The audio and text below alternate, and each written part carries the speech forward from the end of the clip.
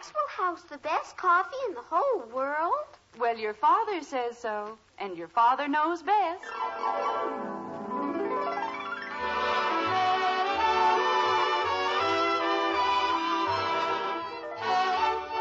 Yes, it's Father Knows Best, transcribed in Hollywood, starring Robert Young as father.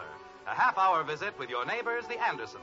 Brought to you by Maxwell House, the coffee that's bought and enjoyed by more people than any other brand of coffee at any price.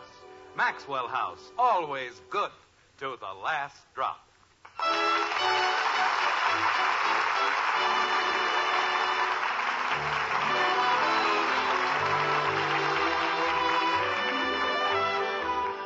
Not too many weeks ago, we spoke of love, and now we're going to speak of it again.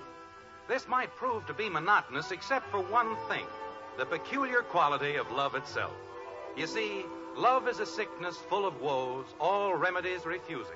Despite repetition, you'll find that it grows constantly more confusing. So let's go to Springfield, to the White Frame House on Maple Street, where for the next half hour, the Andersons will add their special sort of bewilderment to our own natural confusion. But good. All right, Kathy, let's pretend it's a game. Now listen. A has 12 apples. He gives 1/3 to B. Why? What do you mean, why? Why does he give 1/3 to B? Kathy, Well, how can I understand it if I don't know why he's giving the apples away? Jim, Bud isn't busy, and I'm sure... Margaret, Yes, dear. I'm perfectly capable of explaining simple fractions even to this genius. All right, dear, I suppose you know best. Now look, Kathy. If I just knew why he was giving the apples away, then maybe I could figure it out. They're very good friends, Kathleen. A and B? Yes. How come?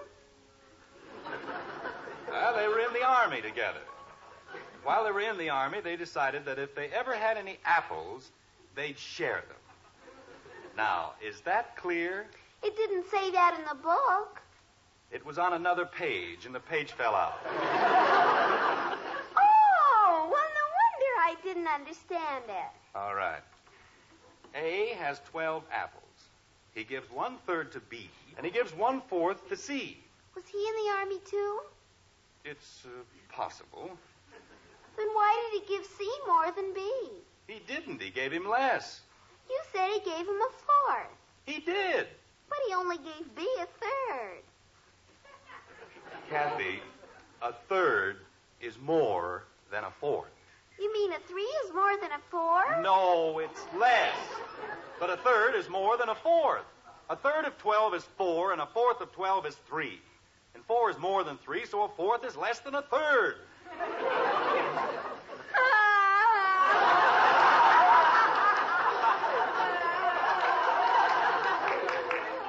Jim, don't you think... Margaret, I've explained it as simply as anyone possibly could. I've done everything but produce A, B, and C in person. And if she had the faintest idea of what the whole thing was about, Betty, stop that pounding. Did you call me, Father? I said stop it. She's been playing that same idiotic song for the last hour. How did I know the page fell out? Kathy, suppose we call your brother and ask him... Margaret, why do you keep insisting that we call Bud? There's no reason to believe that he can do better than I, is there? Well, he can't do any worse, can he, dear? Bonsoir, mon père. Dites-moi pourquoi. What? I said, bonsoir, mon père. Dites-moi. Oh, stop it. But you said... You've done nothing but spout bad French around here for 3 days, and I've had just about all I can stand. But how can I learn to speak French if I don't practice? Well, practice on somebody else. Now, look, Kathy. Yes, Daddy. A has 12 apples. He gives 1/3 to B. French is the most beautiful language in the world. Everybody says so. I don't. I'm perfectly happy with English. How much is 1/3 of 12? 4. I wasn't talking to you. Oh, je ne sais pas encore. Dans le jardin de mon fils.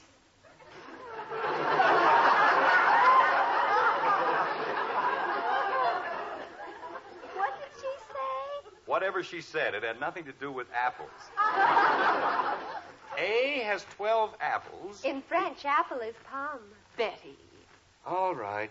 A has 12 pounds. He gives 1/3 of the palms to B and 1/4 of the palms to C.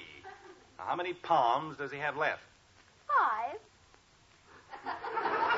Where did that come from? Isn't it right? Yes, it's right. Well, Margaret. Well, dear, maybe she only knows how to do French arithmetic. I don't know. Other people have children, and they don't have to go through this. But night after night, day after day... Dad, say Dad. Bud, I don't think this is quite the time. But I have to tell him something. Dad, I figured it out. Good. Now look, Kathy. Don't you want to know what? All right, what? You know what I'm going to be when I get out of school? An old man. Jim. Well, at the rate he's going... Le petit garçon est sûr. Oh, Betty, stop it. Jumping creepers. Bud, why don't you and Kathy go upstairs? I haven't told Dad what I'm going to be. I know what I'm going to be. I'm going to sit in the corner and cut out paper dolls. Can I help you, Daddy? Yes, just keep it up. You're helping me fine. You know what I'm going to be? An inventor. Margaret. I was reading a book, and it says you can make millions just inventing things. Bud, why don't you run over to Joe Phillips and tell him about it? I haven't got time. I have to go invent something. Well, go ahead. What'd be a good thing to invent? Bud. Why did you invent a machine for doing fractions? How about a self-answering doorbell? You push a button. Bud, see and- who's at the door. But don't you want to hear about... See who's at the door. Holy cow. Where do you think Edison would have been if he spent half his life answering doorbells? Margaret, have you read of any organized plot by the children of America to drive their fathers insane? Not recently, dear. I didn't do anything. Of course not. You never do anything. Well, I certainly haven't. No? I had less trouble with French at the Battle of the Bulge than I've had with you. It's Billy Smith. Oh, fine. Now we're going to have poetry. What do you suppose he wants? Oh, dear, I forgot to tell you. Billy called when you were out. Mother, you didn't tell him he could come over. Well, he asked if you were going to be home. Mother. I thought you and Billy were getting along fine. Oh, but he's so aujourd'hui. He's what? Hi, Betty. Why, Billy, how nice. Hello, Mrs. Anderson, Mr. Anderson. Hello, Billy. How Hi, are you? Kathy. Hi, Billy. Say, Dad, I was telling Billy about my idea, and he Not said... now, Bud. But I just want to tell you... Bud, why don't you take Kathy upstairs and help her with her homework? But if I waste all that time... It won't hurt you to be a millionaire a few minutes later. Oh? Well, okay, Kathy, come on. Gee whiz. What are you kicking about? You're costing me thousands of dollars every second. How's your family, Billy? Just fine, thank you. Say, Betty, I found a book of old English verse. English. Well, I just thought if you weren't doing anything... Haven't you heard, Billy? We've gone French. Yeah, I know. Everybody in the school knows the way she moons over that guy. Billy. What? Why, Betty. Billy Smith, you're just the nastiest boy I've ever known in my whole life. That's what you are. I suppose you don't moon over him. You can ask anybody in the class. You can get out of my house. That's what you can do. Oh, I can I? You're jealous. That's what you are. Jealous? Me? And I don't care if I never see you again either. Well, that's all right with me. I don't care if I never see you again. You know what you are? You're nothing but a Shamanda fur. That's all. Betty! It's all right, Margaret. She just called him a railroad. Anytime you'd rather have that Frenchman, well, you can have him. Well, Good night, Mr. and Mrs. Anderson. Good night, Billy. All right, Betty. What? Who is he? Who? You know very well who. This Marshall Plan in reverse. What's his name? Robert Legrand.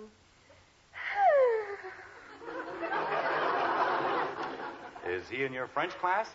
He is my French class. I mean, oh, Father, he's just beautiful. Betty, I don't think it's very nice throwing yourself at a boy this way.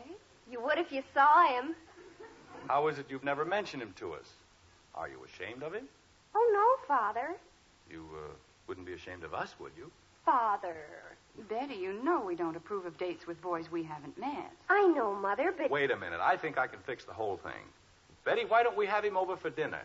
Robert? When I was in the service, the people of France practically broke their necks being nice to me. And by golly, this is my chance to do something for them. But I don't think he'll come to dinner, Father. You see, Of course he will. Where does he live? at the International House. But, Father, I think it's a very good idea, Betty, to know your young man, and your father can find out about all the girls he left behind. Margaret. It's an excellent idea. It really is. Where are you going? I'm going to call him right now. What's his number, Betty? Bedford 2206. But, Father, if you'll only listen. 2206. Yes, sir. Father, he never goes anywhere. He's only been here a few weeks. Hello, and may I speak to Robert, just a minute. What was it again? Legrand. But, Father... Robert Legrand. Please. Thank you. He's going to say no, Father, and if he does, I'll die. I'll simply die. Why should he say no? We're not going to... Hello? Mr. Legrand? Oh, this is Betty Anderson's father. Yes. Mr. Legrand, Betty's been telling us all about you, and we were just wondering if you'd like to have dinner with us. Well, how about tomorrow night? What'd he say, Father? 607 Maple Street. That's it. At 6? Right. See you then. Yes, good night. Was he there, Jim? Sure, and he said he'd love to have dinner with us. Where are you going, Betty? I'm going upstairs and lie down. I don't feel too well. You're acting like a lovesick 2-year-old, and I'm ashamed of you. Margaret, I don't know what's getting into that girl. I swear I don't. Oh, Robert. Well, make believe Mr. Gribble is A. He has 12 apples. If Mr. Gribble had 12 apples, he'd keep 'em. Kathy, how can you be so dumb? A has... What's the matter, Betty? Don't you feel well? Father ruined everything. He invited him to dinner. Robert? How do you know his name? We listened. Oh, what am I going to do? About what? Since when do you get all upset about having a boyfriend over for dinner? Oh, you just don't understand. Nobody understands. We don't understand what? He isn't my boyfriend. He's my French teacher. Oh, no.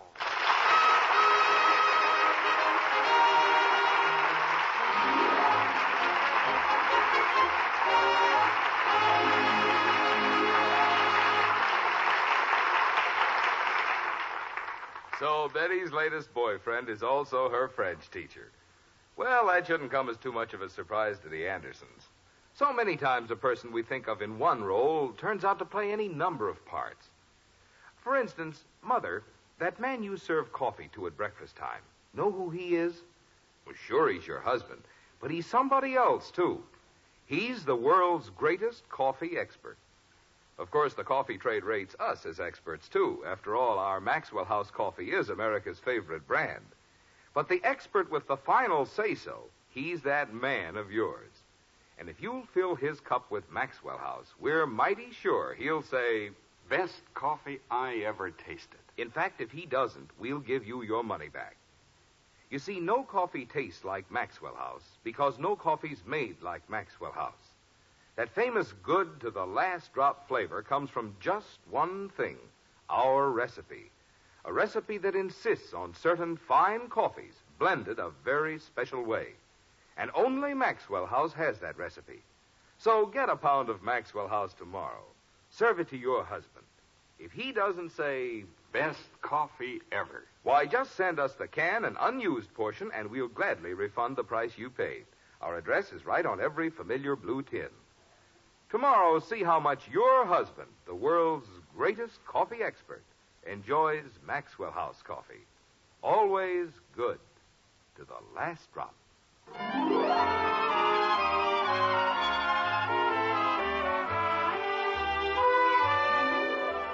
Remember what we said in the beginning about love? Well, we were right, weren't we? Yes, sir, if there's one thing that can get you mixed up, it's love. Especially when it concerns people. And whether you believe it or not, children are people. At times. Betty, do the forks go on the left in France? Just put them down and don't talk so much. I don't have to do what you tell me. You're not my mother.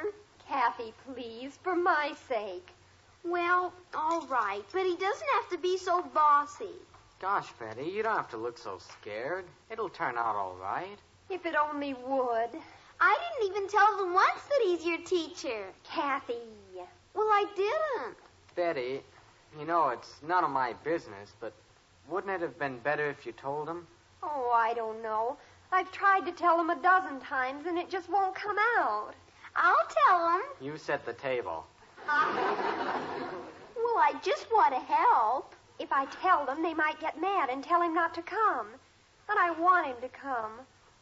Only sometimes I don't. But What? did you understand that? Sure. She wants him to come to dinner, only she doesn't. Oh! I keep telling myself, once he gets here, everything will be all right. Except maybe it won't be.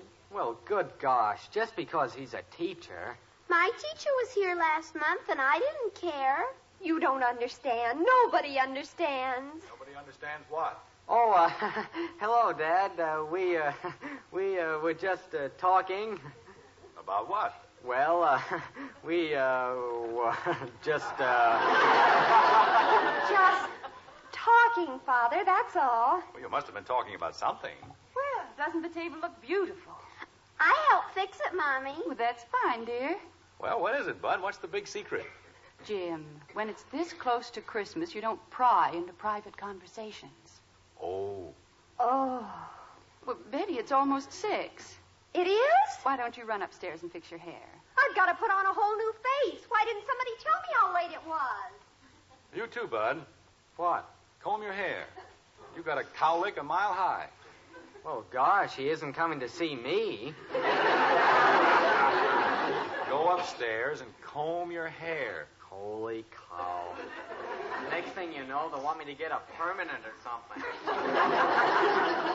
How about you, Kathy? I'm clean. When was the last time you washed your hands? 3:00, but I've been very careful, Mommy. Upstairs. Go ahead, dear. Gee whiz. Nobody made this much of a fuss when my teacher came over. Well, just the same. What was that? Come back here. I have to wash I said come back here. Yes, Daddy. Jim, you're frightening the child. But did you hear what she said? I'm afraid I did.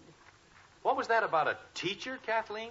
I didn't say anything about Betty's French teacher, Daddy. I promised her I wouldn't.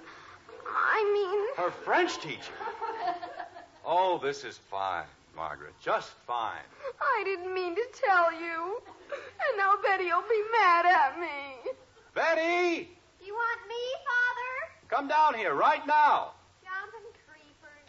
Jim, don't forget, you were the one who invited him to dinner. I invited a boy, not a man. All right, Kathy, you may go upstairs. Go ahead, dear. I tried so hard not to tell you. What's the matter with you? It slipped.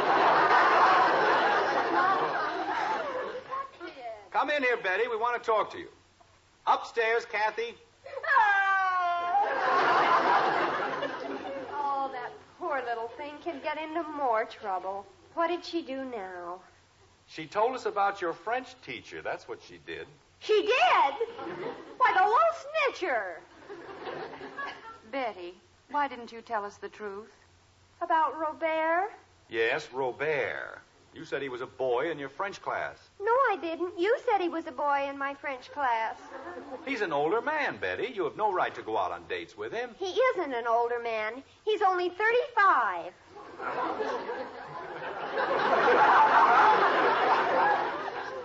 And besides, I never said I had a date with him. You mean you haven't? I've never even seen him outside of school. Well, we fixed that, Margaret, didn't we? We did? Having him here for dinner was just as much your idea as it was mine. All right, dear, if it makes you happy. Well, it was. Betty, you're never going to see him again, are you? Socially, I mean. Why not? Because we say so. That's why not. You're taking the wrong attitude. Oh, I am I? I suppose you like the idea. Of course not. But Betty's a sensible girl. She has no intention of seeing him again, have you, dear? Haven't I? Wait till you see him. Betty, look, this man's an instructor at the university. He's years older than you. I like older men. But he's old enough, man of the world. You have nothing in common with him. Well, that's why I'm studying French, so we will have something in common. A language isn't enough, Angel. You're only 17. Your life is just beginning. You have such wonderful years ahead of you. And if he's 35... Now, wait a minute, Margaret. Let's not get carried away with this thing. After all, I'm older than he is, and I'm not exactly ready for the old soldier's home. I didn't mean that, Jim. When a man's 35 or 40, he's in the very prime of his life. He's living his best years, not looking back at them. And I want to live them with him. You do no such thing. But, Father, you just said... Never mind what I just said. No daughter of mine is going to run around with a man old enough to be her father. Jim, I wish you'd make up your mind. I have made up my mind. I'll tell this Bluebeard. Father, he's here. Well, I'll take care of him. I'll get it. I'll get it, too. Jim, remember that he's our guest no matter what we think of him. That's what I like about cannibals. If they don't want somebody around, they chuck them out. They don't sit around being pleasant. Father, if you do one thing to disgrace me... Yes? You won't, will you, Father? Please? Of course not, baby. You know I wouldn't hurt you. Andy! What? Andy, mon capitaine. Frenchie LeGrand! It's a dream. It's a dream. The whole thing. It's a dream. Frenchie, you old son of a gun. Oh. Jim? Betty, why didn't you tell me it was Frenchie LeGrand? Who? Margaret, you've heard me speak of Frenchie LeGrand. Well, of course. He was the interpreter with my outfit. We went all through France together, didn't we, Frenchie? Father. Oh, this is the happiest day of my whole life. I don't know what to say. Dad, is this the Frenchie who got all those medals? He's the one. Gosh. Frenchie, this is my son, Bud. Oh, I know him. I know them all. I've seen their picture 1,000 times. Marguerite and Kathy and Betty.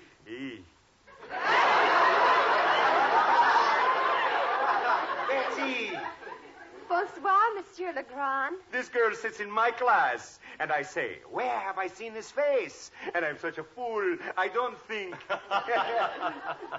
Jim, if we're going to have dinner... There's lots of time for dinner, honey. This is an occasion. You don't find an old friend like Frenchie every day. I was telling my father... Come in here, Kathy. Don't stand out in the hall. Yes, Daddy. You mean this is Kathy? That's my baby. Oh, but she was an infant. I'm 9 years old. 9 years old. And in the picture, she's lying on a rug. Oh, Kathy, the picture your father had of you. Daddy. Father and I were just saying... Jim, everything's going to be burned to a crisp. Oh, madame, how can we think of food at a time like this? Never in my entire life am I so excited. Oh, this is wonderful. Say, you remember Eddie Miller, don't you? Oh, you mean Laughing Boy. Yeah. Well, wait till you see what happened to him. I've got a picture in my wallet here someplace. What did I do with Go it? into the kitchen and turn everything off. Yes, Mommy. Bud, you'd better put the celery and things back in the icebox. Yes, ma'am. Just the other day, I was telling my Here father... it is. I knew I had it someplace. Oh, wait a minute. You mean this is Eddie Miller? Mm-hmm. But he looks so sad. Well, he got married. Betty, why don't you see who's at the door? The door? Well, don't just stand there. Go ahead, dear. See who it is. Jumping creepers. Here's another one you ought to remember. I know him. That's DiMartino. He was the one with you on that champagne deal, wasn't he? No. That was the other one. You know, what was his name? The one who used to argue all the time. Hello, Billy. Here are your books. I brought them back. Thank you very much. What's the matter? Don't you feel well? I feel fine. Would you like to come in? You want me to come in? If you want to. Well, I don't want to if you don't want me to. Betty, close the door. You better come in. Okay. What's going on in there? Oh, It's just my father and my French teacher. Oh. Well, I better go. Billy, don't be ridiculous. I'm not being ridiculous, but I know how you feel about him, and why should I hang around? Billy, will you stop being childish? Why, he's old enough to be my father.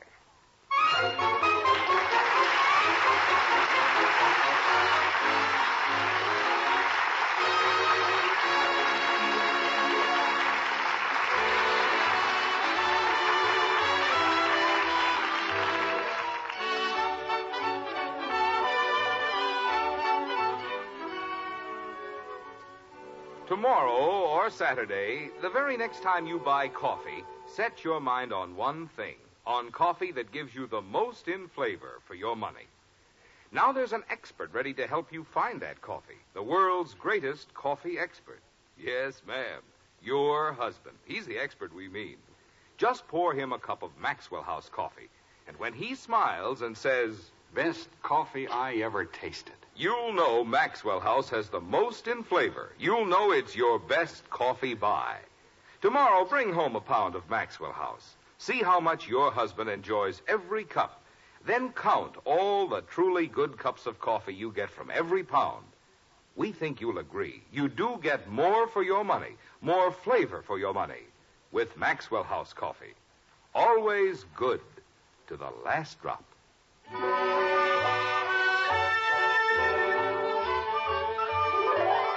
You know, it's a funny thing about love. It picks you up and it lets you down. But somehow, well, there's always time for breakfast, like this. Boy, has he got medals. He's got some I never even heard of. Medals. What good are medals? May I have my coffee, Margaret, please? Of course, dear. Thank you.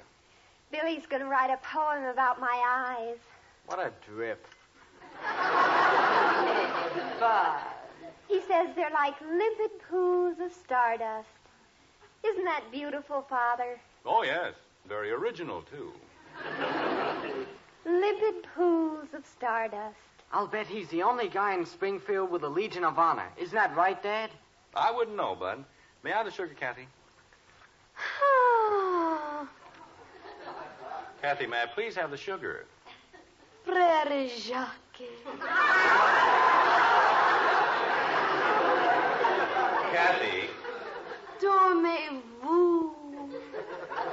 What? Dormez-vous. Oh, no.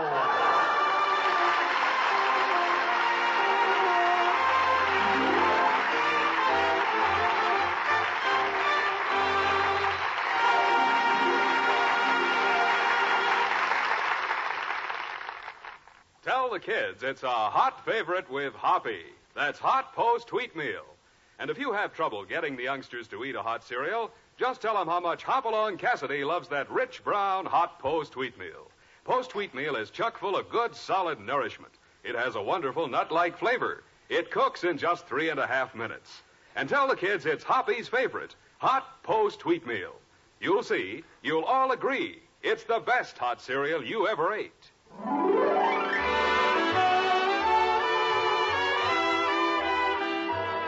Join us again next week when we'll be back with Father Knows Best, starring Robert Young as Jim Anderson, with Roy Bargy and the Maxwell House Orchestra, and yours truly, Bill Foreman. So until next Thursday, good night and good luck from the makers of Maxwell House, America's favorite brand of coffee.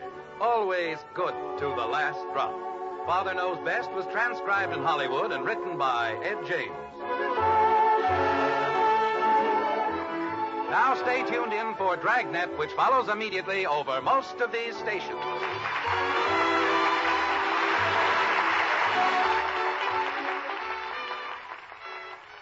Exciting Dragnet is next. 3 chimes mean good times on NBC.